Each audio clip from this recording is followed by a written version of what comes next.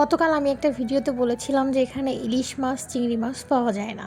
সেটার সূত্র ধরেই আজকের ভিডিওটা শুরু করছি। এটা হচ্ছে আজকে আমার দুপুরের রান্না। আর আপনাদেরকে বলে দিই যে আমি যেখানে থাকি এখানকার মানুষের সামাজিক এবং আর্থিক অবস্থা।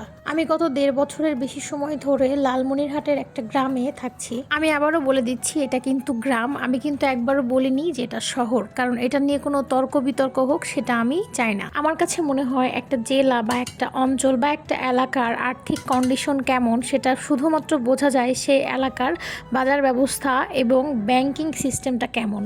আমি যে এলাকাতে থাকি ওই এলাকার প্রত্যেকটা মানুষই মোটামুটি সারা বছর একটা দেনার মধ্যে ডুবে থাকে, কারণ এখানে প্রচুর পরিমাণে এনজিও রয়েছে। তারা বিভিন্ন মৌসুমে বিভিন্ন রকমের লোন নেয় এবং সেগুলো সারা বছর তারা পরিশোধ করে।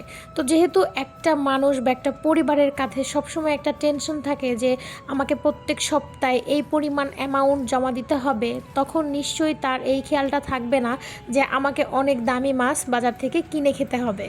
আর এই কারণেই এই বাজারে কখনোই দামি মাছ বা শখের মাছ, আমরা যেটাকে বলি যে ইলিশ চিংড়ি, এগুলো আসলে পাওয়া যায় না। আমার কাছে মনে হয় অর্থনৈতিক বিষয়টা বোঝার জন্য এতটুকুই যথেষ্ট। আর এখন আসি সামাজিক বিষয়ে। তারাও মানুষ, এখানে ভালো মন্দ সব রকমের মানুষই আছে।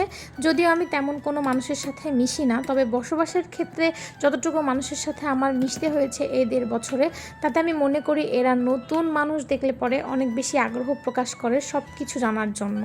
এই তো ছোট করে শেয়ার করে দিলাম। আর শেয়ার করতে করতে কিন্তু আমার রান্নাটাও হয়ে গিয়েছে। যারা আমার ভিডিওগুলো পছন্দ করেন অবশ্যই সুন্দর একটা কমেন্ট করবেন। আল্লাহ হাফেজ।